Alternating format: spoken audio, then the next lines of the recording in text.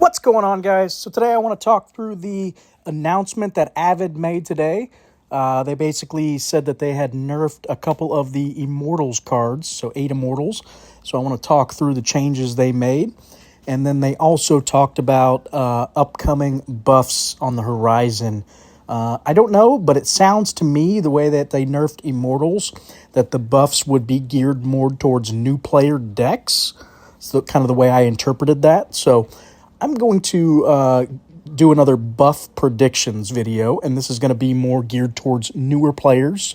So I'm targeting cards and archetypes, existing archetypes, that I feel are a little underwhelming, and they need to be buffed up to be able to counteract these Immortal decks. Because I know like I said, they slashed Immortals down a little bit here. So if there was more viability in some of these other new player decks, I think we could see, more players branching out into these different archetypes and giving Immortals, a run for its money. Let's not just have one archetype like how it's been that just dominates all new player decks. It's just not fun, right? We want to see, viability amongst all these different archetypes and different decks. So I've put together a little list here of buffs I'd like to see, or maybe something along these lines to help.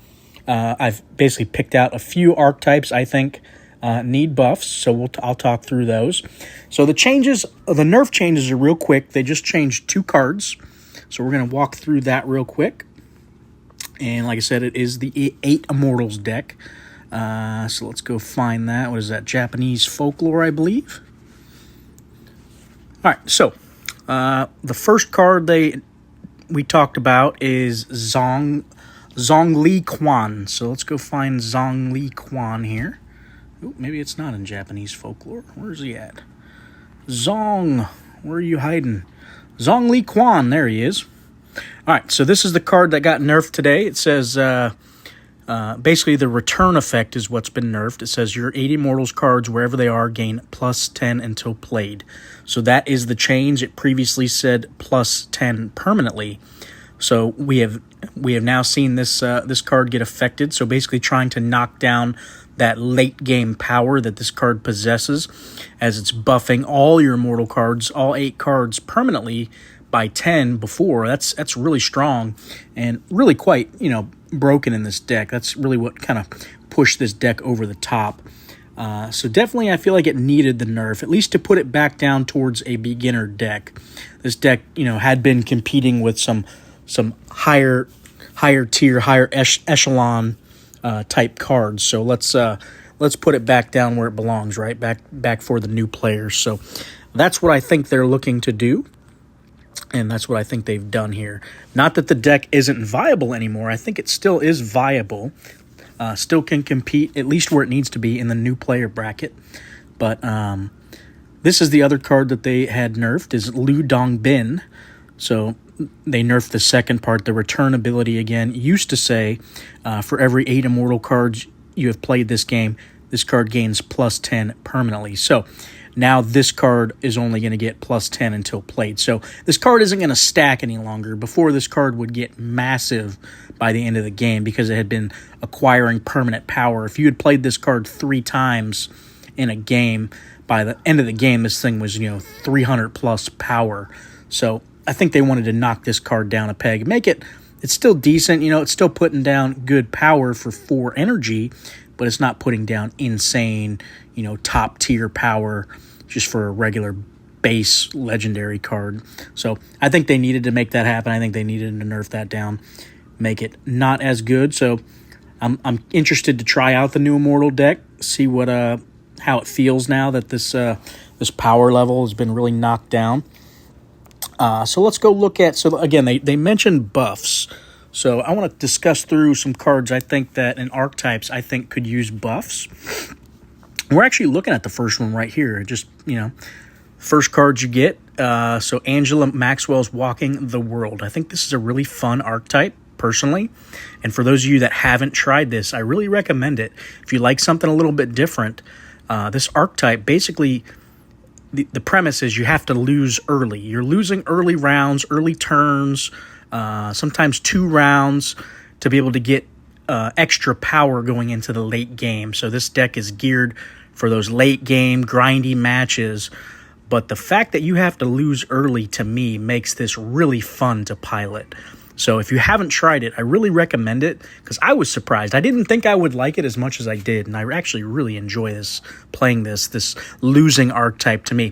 But the problem is this deck doesn't give you enough for the downside right now. I think that if you have to sacrifice losing 1, possibly 2 rounds, the first 2 rounds of the game, I really need to get more back from this deck or this archetype to be able to justify losing so much, right? So that's what I think we need. I just think we need some buffs to the overall raw power of what you're getting back from these cards once you lose. So I'm sacrificing so much here, potentially a loss by round 3. If this deck hasn't given me enough by round 3, I'm done. You know, there's no way I can come back. So to make this more viable for new players, I think they need to buff a few of these cards up.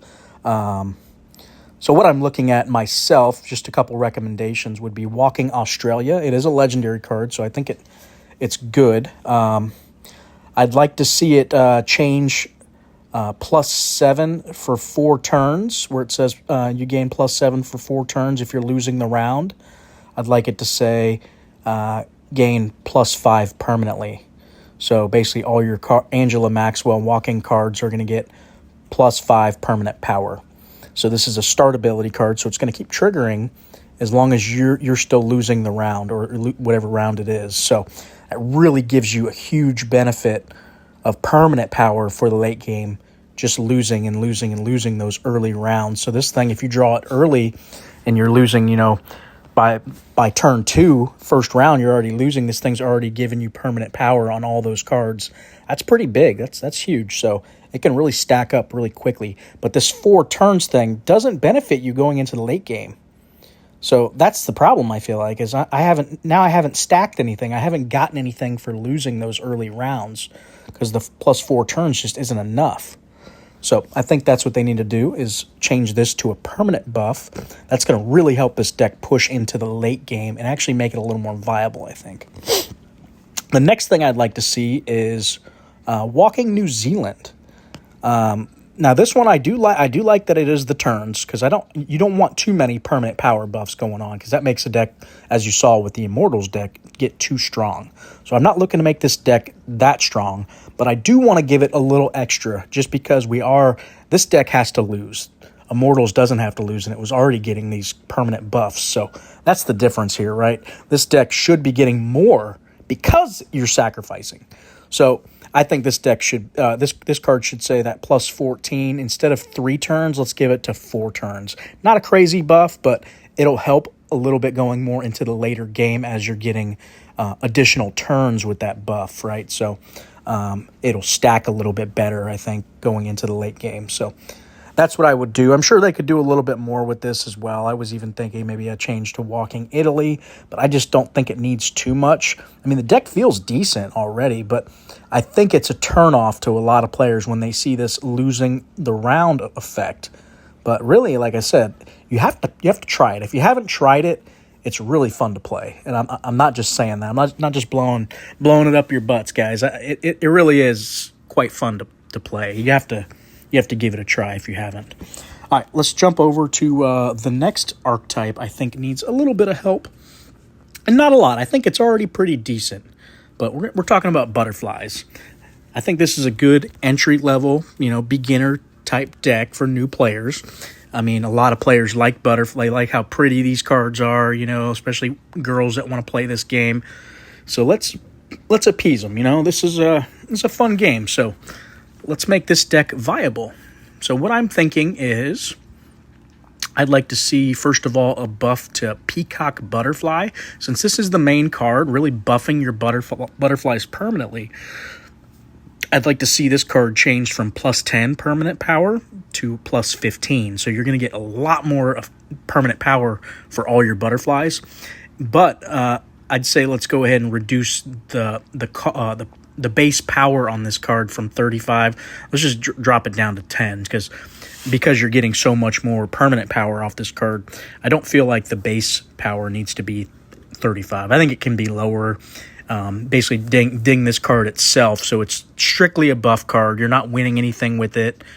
Chances are you play this card, you're losing that turn because this card is, 5 energy. You're only getting 10 base power. But you're setting yourself up again for the late game. You're getting that plus 15 on all your butterflies. So that would be huge compared to just this little plus 10. So plus 10 is decent, but I think 15 would put this deck a little bit more where it needs to be. Let's see. The next card I'm looking at for butterflies would be Red Admiral Butterfly.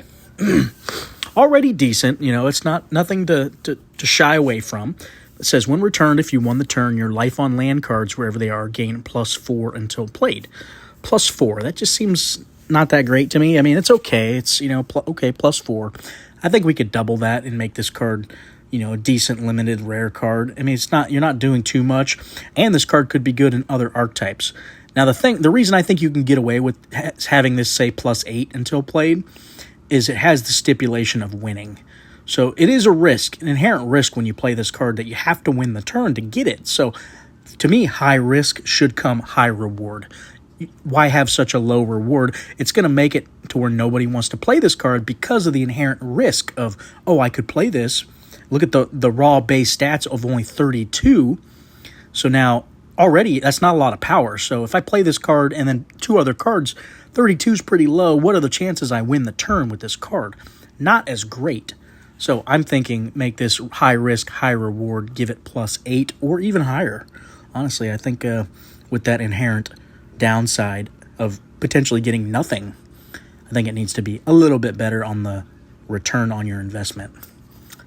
All right, next up, the final butterfly I'm looking at is Glass Wing. I don't own this card, but I think this would be a good one to buff.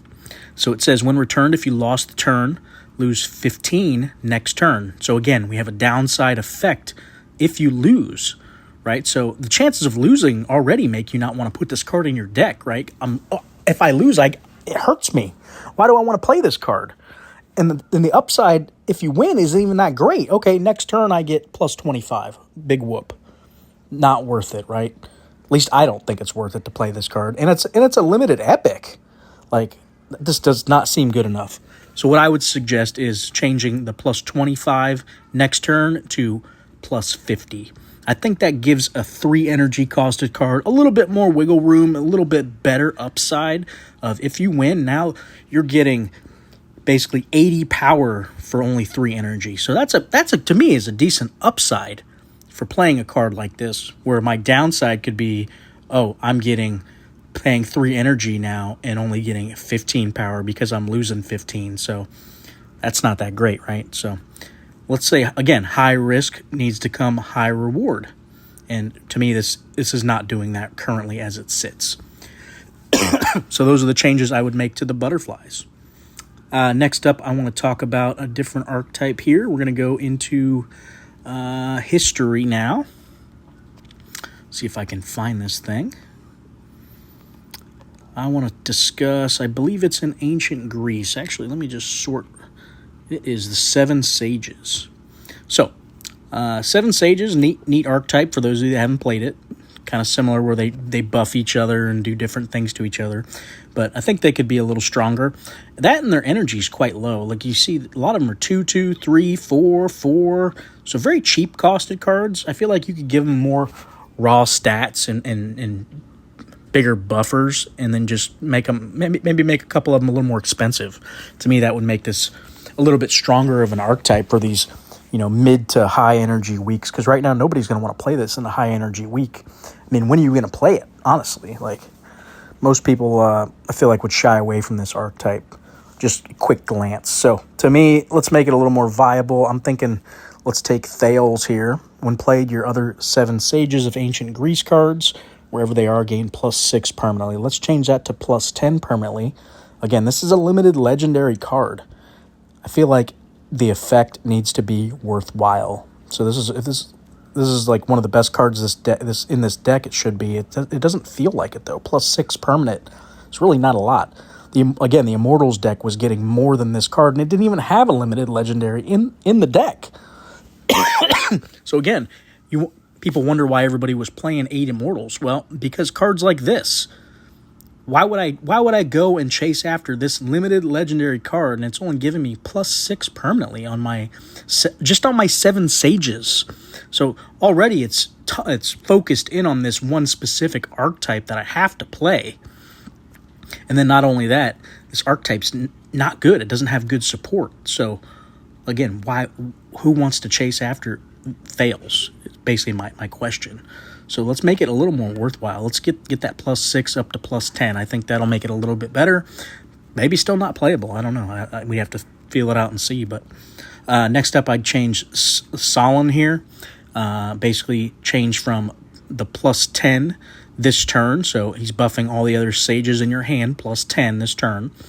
So already you have to make sure you have them in your hand. And there's only 7, so you might have to hold a few cards. So there's a downside of trying to gather 3 of them up on the turn you want to play this. And then let's go ahead and make it stronger, right? This card has a downside. When played, if you're winning the round, this card loses 40 until played. So already a downside again for winning the round, which is what you're trying to do, right? You're trying to win. Why would you hurt me for winning?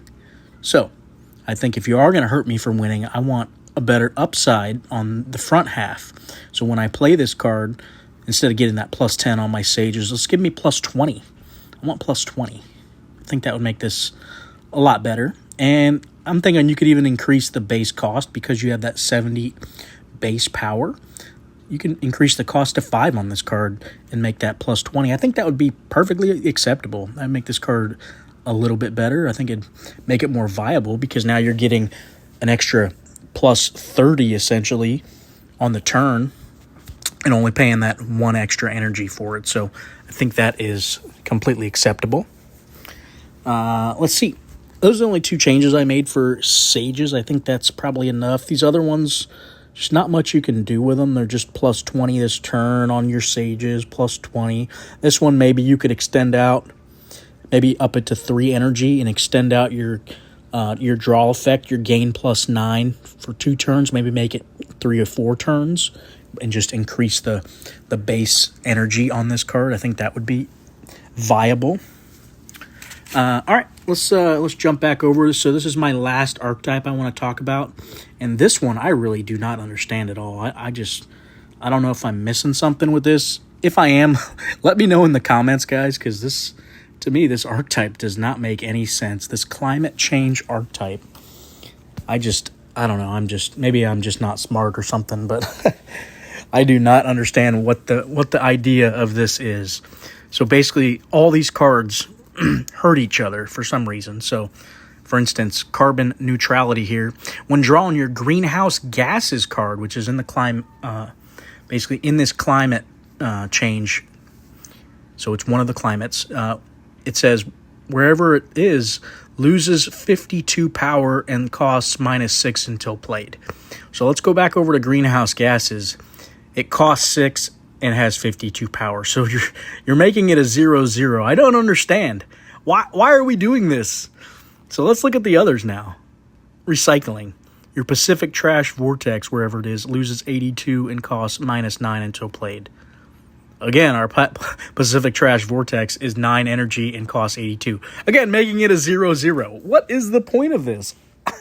I'm baffled. There's like 3 or 4 cards that do this. Arctic Rewilding does the same thing to Permafrost, makes it a 0/0. What the heck?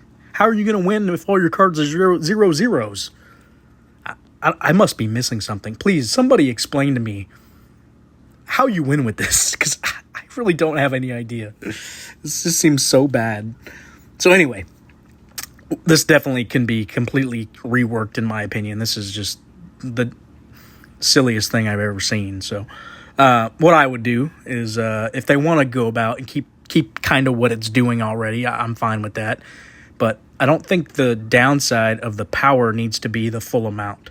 So like recycling, I'd change it from -82 power to -32 power. So that would make a 0-costed trash vortex that's now hitting, 50? So 0 for 50. And then you also get this effect. I think that's completely reasonable. Reforestation. We're going to change from minus 63 to minus 23.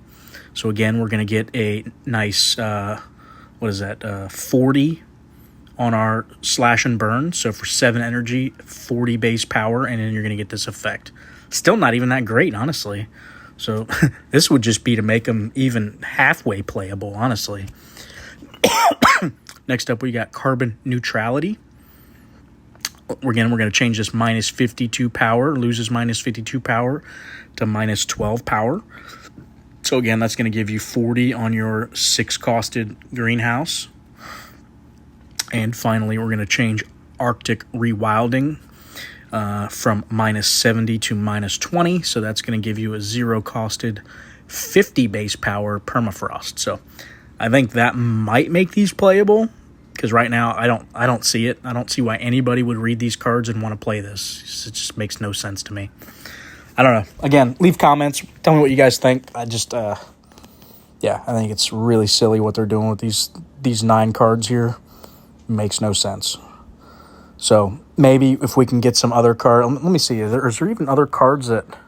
I'm sure there is. There's got to be some climates that buff this up a little bit, but we need more, right? I mean, here's your card that's buffing, and was it just making them cheaper? Okay. Yeah, making cards cheaper.